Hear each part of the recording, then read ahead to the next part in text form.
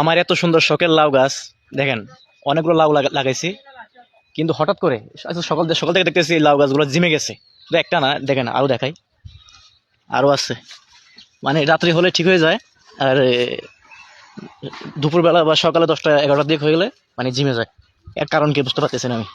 দেখেন অনেকগুলো অনেকগুলো, এই দুইটা, তারপর হচ্ছে এদিকে আরো আছে, এগুলো সব সব এগুলো সব।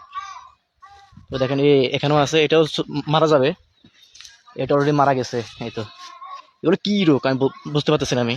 আর আপনারা মানে যদি জেনে থাকেন একটু জানাবেন। এই সবগুলো এরকম হচ্ছে, এদের এদের এখানকার গুলো ঠিক আছে, আবার এখানকার গুলো ঠিক আছে। মানে এগুলোর মধ্যে ফল আসছে, মানে সবজি আসছে, এই অবস্থায়, মানে এই অবস্থা। তো এর কারণ কি, অনেক অনেক ওষুধ মারছি, মানে লাভ হইতেছে না। আপনারা যদি জেনে থাকেন জানাবেন। আমার পুরা বাগানটাই শেষ, লাউ বাগানটা।